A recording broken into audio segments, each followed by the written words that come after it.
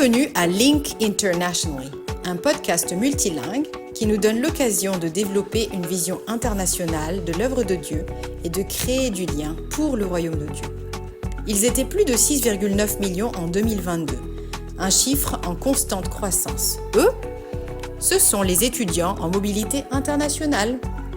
Je m'appelle Hans et je vous propose dans ce podcast multilingue de découvrir des récits aussi variés que passionnants qui nous donnent des visages personnels derrière les chiffres des étudiants internationaux.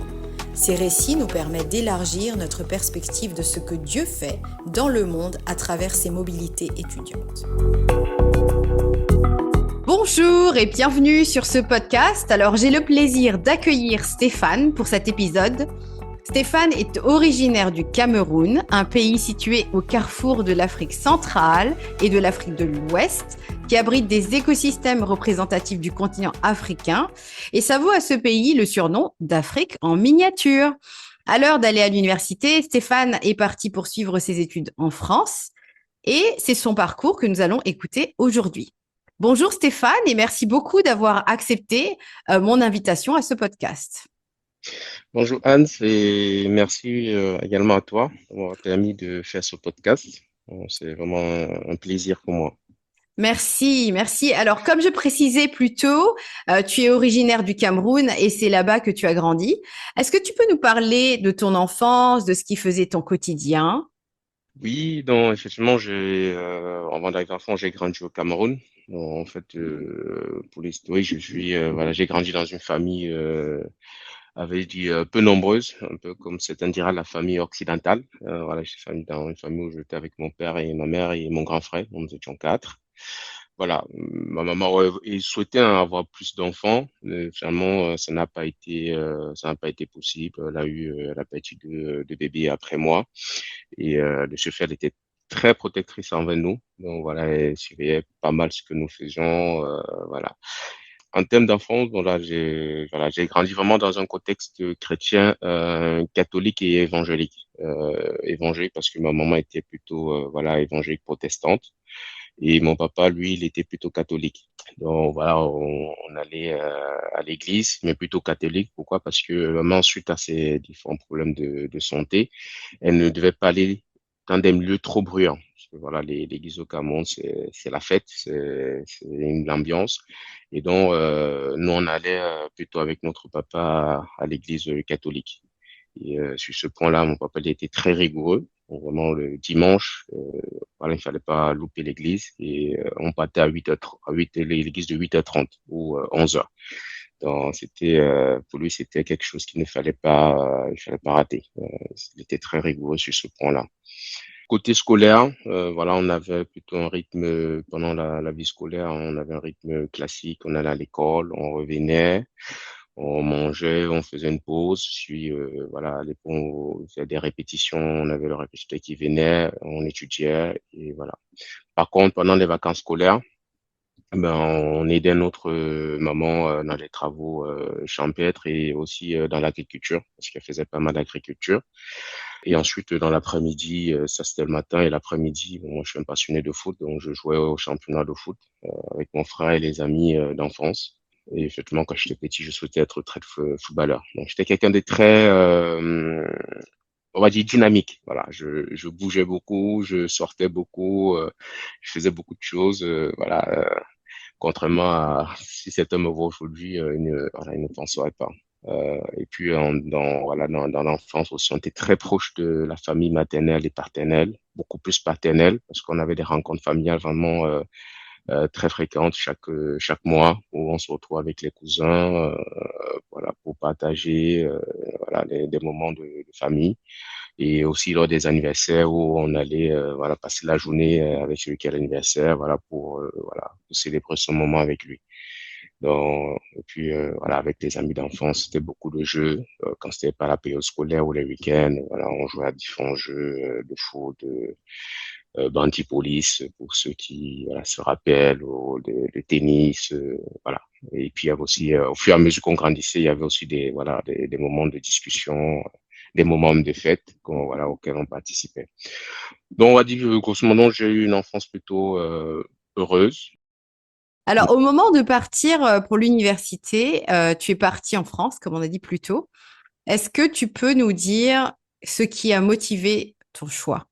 Pour la France, on va dire que initialement, je n'étais pas très enthousiaste à venir en France parce que après le départ de mon grand frère pour ses études en France, bon, je suis resté voilà tout seul avec mes parents. Donc voilà, j'avais plutôt l'idée de rester avec eux, m'occuper d'eux, voilà, vivre un peu avec eux, que de les laisser tout seuls. Mais voilà, grâce à mon tuteur qui est ici en France et une de mes mamans, donc mes tantes, parce que, bon, tante et maman, tante non dit maman, voilà, au Cameroun.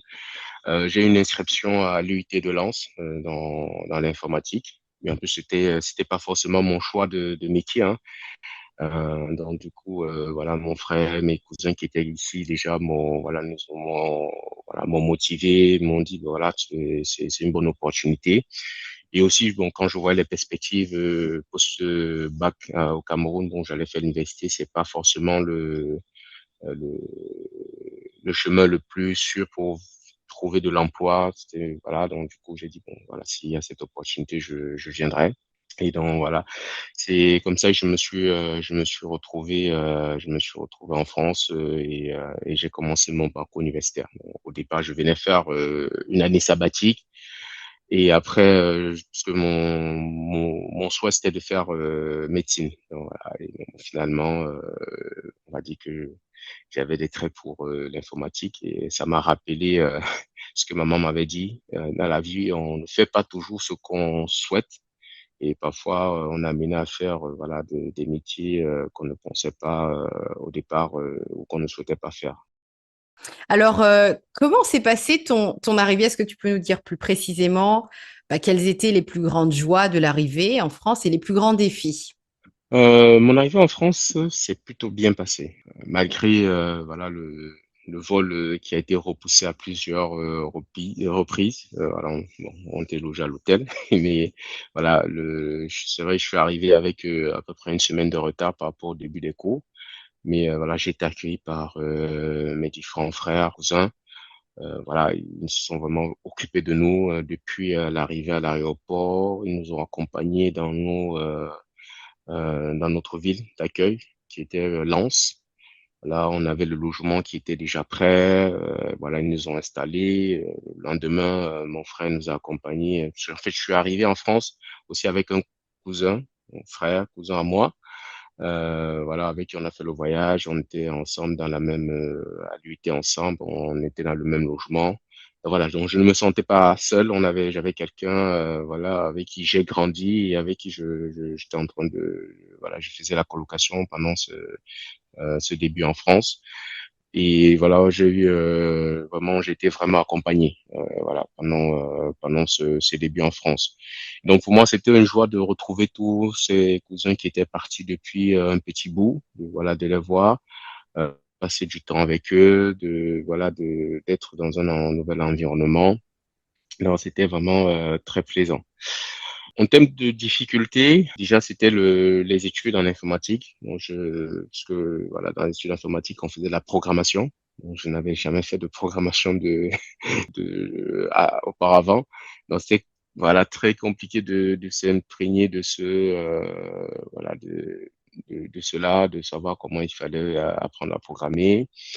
Il y avait aussi sur le plan culinaire. Voilà, nous, on était venus avec des réserves pour pouvoir tenir un certain temps, mais bon, les réserves s'épuisaient. Il fallait donc apprendre à préparer, sinon ben, il fallait manger constamment les fast-foods et ça coûtait extrêmement cher.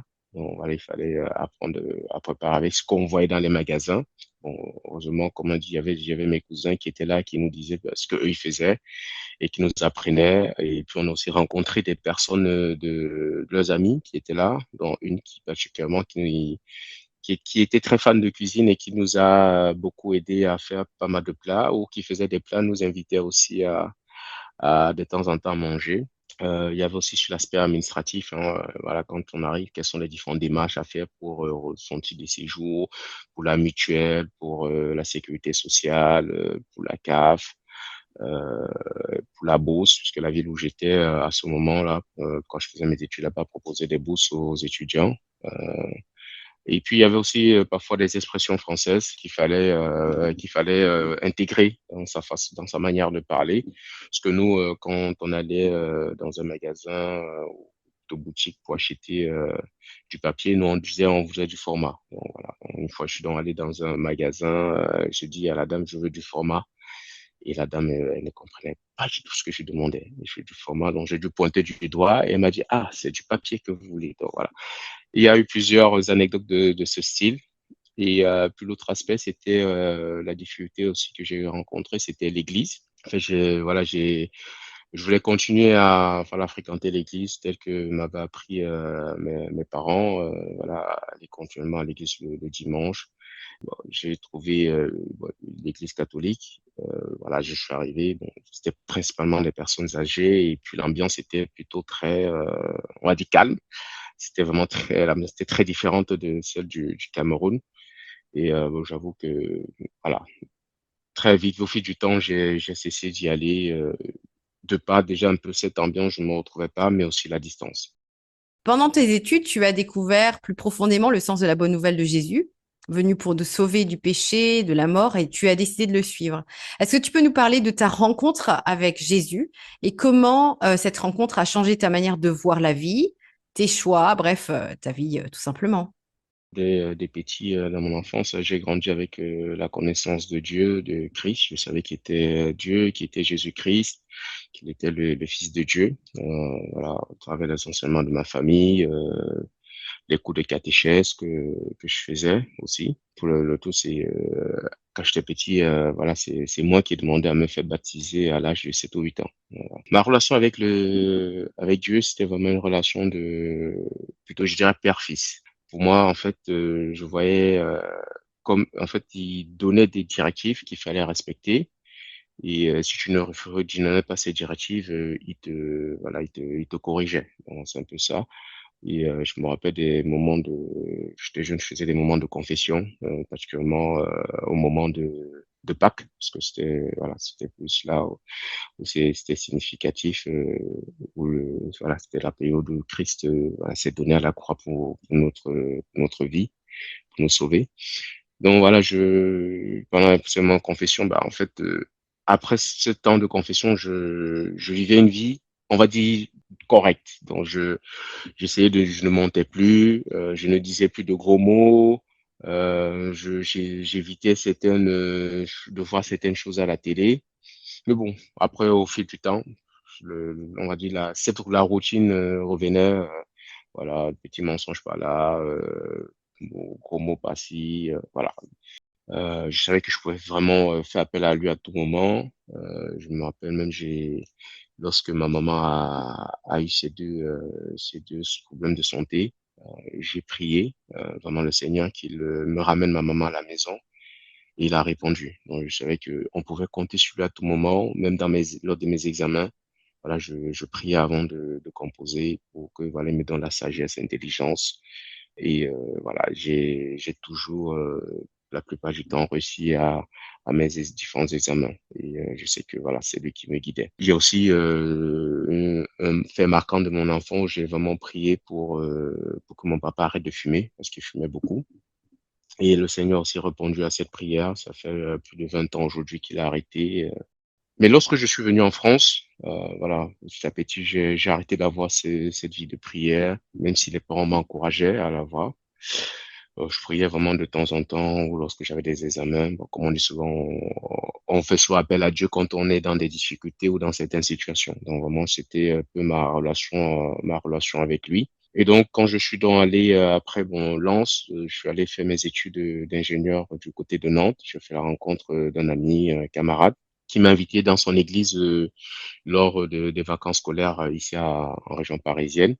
Voilà, comment dire, je sais pas, ce jour-là, je sais pas qu'est-ce qui m'a poussé. C'était la curiosité. Je suis quelqu'un de parfois très curieux de savoir ce que c'est, voilà, à quoi ça ressemble. Donc, je suis parti. Et ce jour-là, j'ai fait la prière où j'ai vraiment demandé à Dieu de venir dans ma vie, de pardonner tous mes péchés, que je le reconnais vraiment comme Seigneur et Sauveur et que je veux le suivre tout le reste de ma vie. Donc, j'ai encore le feuillet de cette prière-là avec moi, voilà, dans mes documents. Et lorsque j'ai fini cette prière, j'ai vraiment ressenti une paix. Donc, c'est comme si quelque chose était, voilà, était parti de moi. Quelque chose s'était libéré. Et tout de suite, il y a eu changement. Vraiment, tout de suite, il y a eu un changement. Parce que bah, pour aller dans l'église de mon ami, j'étais en région parisienne, je savais comment il fallait voler le métro, il fallait faire voilà, telle chose. Au retour, j'ai payé mon ticket. Parce que je sais que le Seigneur n'aime pas les personnes qui volent, il n'aime pas le vol. Donc j'ai dit, voilà, je vais payer mon ticket. Quand je suis revenu ce jour-là, mes cousins ont vu une autre personne. Entre celui qui est sorti pour aller à l'église et celui qui est revenu, voilà, c'est une personne différente. J'ai même commencé à leur parler de Dieu. Je leur ai dit que je ne ferais plus telle chose. Voilà, ils ne comprenaient pas ce qui s'était passé. J'ai commencé à arrêter j'ai commencé à écouter beaucoup plus de musique chrétienne, ou même j'ai complètement arrêté les autres musiques. Et mais par contre, pour ma première fois, j'ai lu le Nouveau Testament du début à la fin. Voilà, j'étais petit, voilà, on nous remettait voilà, des petits études bibliques. Je lisais, voilà, je regardais, mais sans vraiment, voilà, comprendre la profondeur de ce qui est écrit. Mais là, j'ai vraiment, voilà, le Nouveau Testament, j'ai vraiment compris la profondeur. Mais pourquoi je l'ai fait? Pour deux raisons. La première raison, c'est que je voulais aussi m'assurer que ce qu'on me disait à l'église là de mon ami, c'est vraiment ce qui est enseigné dans la parole de Dieu. Et ça m'a vraiment permis de connaître vraiment qui est Dieu, au-delà d'être un père, mais c'est aussi un ami, c'est un ami fidèle, c'est quelqu'un qui nous aime, c'est quelqu'un qui veut notre bien. Et à travers aussi la Bible, ça m'a vraiment conforté que malgré que la Bible a été écrite des années auparavant, en fait, reflétait notre réalité. Et l'un des passages qui m'a vraiment marqué, c'était dans Matthieu 24, 4, 13, où il disait, voilà, il y a des gens qui viendront en mon nom, qui prophétiseront en mon nom, mais voilà, ce sont pas eux. Il y aura des guerres entre les peuples. Et c'est ce que je voyais, c'est ce que je vivais à ce moment-là, à travers les médias, à travers les histoires de certaines personnes. Voilà, j'ai dit, en fait, la parole, elle est vraie, elle est vérité. Ce nouveau départ, vraiment, avec le Seigneur, m'a permis de rencontrer des personnes qui partagent aussi la foi. Et c'était très encourageant. Et j'avais aussi fait un peu ce choix, parce que le Seigneur nous a dit d'aller vers le monde. Et l'un de mes défis que je t'ai donné, je me suis mis en colocation avec des amis voilà, qui ne vivaient pas forcément ma foi. C'était pas évident entre parfois des moqueries par-ci par-là, des choses que tu voyais qui heurtaient parfois ta foi, mais bon, je tenais ferme. Et puis au début de ma foi, quelque chose aussi que j'ai fait, et je pense que pour moi, le Seigneur vraiment me mettait au défi, c'était de savoir est-ce que tu m'aimes plus que tes parents? Donc voilà, dans l'église que j'ai rencontrée, ils m'ont dit voilà, il faut que tu te baptises. Donc, j'ai dit à mes parents que je vais me baptiser. Et, en fait, moi, je suis quelqu'un qui, j'aime pas cacher les choses à mes parents parce que cet homme m'aurait dit oui, tu peux le faire en cachette. Et puis après, tu l'as dit. Je lui ai dit non, moi, je suis aussi ce que dit la parole, hein. J'honore ton père et ta mère. Donc, je leur ai dit que je voulais le faire. Ça a été vraiment une déchirure pour eux parce qu'ils ne comprenaient pas. Ça m'a vraiment montré en fait que j'aimais vraiment le Seigneur plus que mes parents, plus que ma famille. Parce que aller au-delà, défier entre guillemets mes parents, c'est quelque chose que je n'avais jamais imaginé faire. Merci beaucoup pour ton témoignage. Comment est-ce que tu as pu grandir dans la foi en Christ et ta connaissance de sa volonté au fil des années? Pendant que j'étais en région parisienne, ce moment, je fréquentais l'église de mon ami, mais quand je suis retourné dans Nantes, il n'y avait pas d'église de mon ami. Euh, voilà, j'avais vraiment ce soif de partage. Pendant un bon bout de temps, je me suis beaucoup documenté, ou je me suis beaucoup voilà, enrichi à travers Internet. Donc, je suivais beaucoup de prédications, beaucoup de passages bibliques. J'ai aussi lu beaucoup de livres sur la foi, devenu un disciple de Christ. Et après, bon, quelques temps, j'ai fait la connaissance d'une jeune fille qui aujourd'hui est mon épouse, voilà, Nelly. Et on est dans je suis allé lui rendre visite dans sa ville où elle résidait. Donc elle m'a amené dans son église qu'elle fréquentait, c'était l'église baptiste, côté de Compiègne. Et j'ai beaucoup apprécié la manière dont voilà, l'église se passait. Je suis donc rentré sur Nantes et j'ai cherché une église baptiste que j'ai commencé à fréquenter aussi. Et même auparavant, par ce besoin de communion fraternelle, j'avais recommencé à aller à l'église catholique qui était juste à côté de chez moi. Voilà. Mais bon, je sentais que c'était pas, voilà. Quand j'ai comparé avec l'église évangile baptiste, voilà, il y avait quelque chose de différent et, comme on dit, je sentais que j'étais plus à l'aise dans cette communauté-là. Voilà.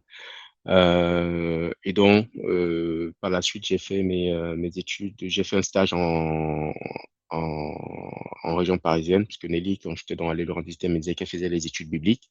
Pareil, il n'y avait pas ça du tout à Nantes. Donc, j'ai eu l'opportunité de faire un stage en région parisienne. Et donc, j'ai fait le GBU du côté de Paris. C'est vraiment aussi quelque chose de très riche parce que voilà, c'était vraiment un temps d'échange, de partage autour de la parole et ça faisait vraiment plaisir. Ça faisait vraiment du bien de partager, d'avoir ces moments avec les frères et sœurs en Christ. Et par la suite, il y a une des responsables qui m'a dit que voilà, il y a une équipière qui va s'installer à Nantes pour démarrer le GBU. Donc c'est Hans. Et c'est comme ça qu'on a été mis en relation et on a commencé voilà, le GBU de Nantes avec voilà, quelques personnes et c'était vraiment aussi enrichissant. Donc, voilà. Donc grâce au Seigneur, à travers la prière, j'ai trouvé un cadre où je pouvais vraiment m'épanouir entre les études bibliques de GBU et l'église voilà, de Baptiste du côté de Nantes que je fréquentais. Merci beaucoup. Et alors, si tu avais un conseil ou deux à laisser à des étudiants d'Afrique qui s'apprêtent à partir pour la France, qu'est-ce que tu leur dirais? La première chose, c'est se documenter sur la culture européenne, notamment sur les interactions sociales. Parce qu'un truc qui m'avait marqué, c'est quand t'es arrivé, notamment à Nantes, j'avais rencontré un camarade avec qui j'avais très bien discuté, très bien échangé. Et pour moi, je me disais, ah, je me suis fait un ami, parce que dans notre culture, c'est ça. Et le lendemain, la personne est passée sans même me saluer. Et en fait, si tu ne sais pas que ça peut être comme ça de temps en temps en France, tu peux le prendre sur soi en disant peut-être tu as fait quelque chose ou tu as dit quelque chose ou voilà, non, il faut pas se braquer.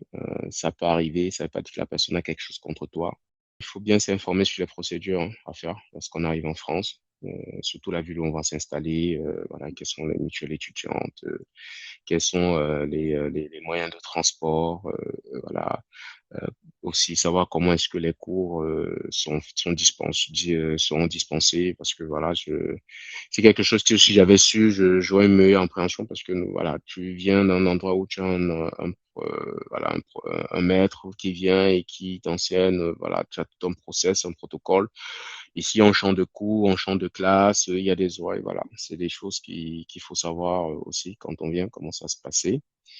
Euh, et il faut aussi apprendre à préparer, parce que sinon, c'est quelque chose que j'aurais bien aimé savoir faire, parce que sinon, on va finir avec les fast-food et bienvenue les problèmes de santé que ça peut générer. Pour ceux qui le peuvent, avoir un permis de conduire, parce que pour certains boulots, certains voilà, job étudiants, on demande le permis et ça peut vraiment être un plus pour ceux qui veulent venir voilà, en Europe. Il faut avoir un permis de conduire. Je vais aller sur les choses un peu plus concrètes, c'est il faut être très focalisé sur ses objectifs. Parce que quand on arrive, il y a beaucoup de distractions, beaucoup de choses qui peuvent voilà, nous faire changer de direction, qui peuvent nous éloigner de ce pourquoi nous sommes venus. Donc, il faut vraiment rester focalisé sur ses objectifs, vraiment savoir pourquoi on est venu. Il faut croire en Dieu. Ça permet vraiment d'éviter certaines tentations, d'éviter vraiment d'être embarqué dans des milieux pas forcément sains, d'éviter de toucher à des choses qui ne sont pas forcément nécessaires pour notre vie. Premier lieu, il ne faut pas avoir peur de sortir, de s'investir dans des associations qui portent nos valeurs. Pour ceux qui sont chrétiens, voilà, faut fréquenter les églises, être avec des frères et sœurs pour pouvoir vraiment aussi, pour ceux qui sont là, peuvent partager des difficultés qu'on rencontre, des situations qu'on rencontre, parce que en échangeant, on a souvent des solutions, ou en échangeant, on se dit, on n'est pas seul, et ça apporte aussi une assurance. Un grand merci d'avoir accepté mon invitation, Stéphane. Merci pour tout ce que tu nous as partagé. Et une très bonne continuation à toi, que Dieu te bénisse. Merci beaucoup, Hans, pour ce travail, pour ce podcast.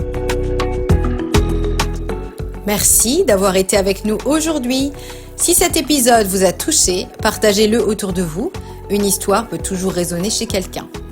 Et n'oubliez pas de vous abonner. Un nouvel épisode sort chaque lundi en anglais, français, espagnol ou même portugais, selon la semaine. Merci pour votre écoute et à très vite pour une nouvelle histoire.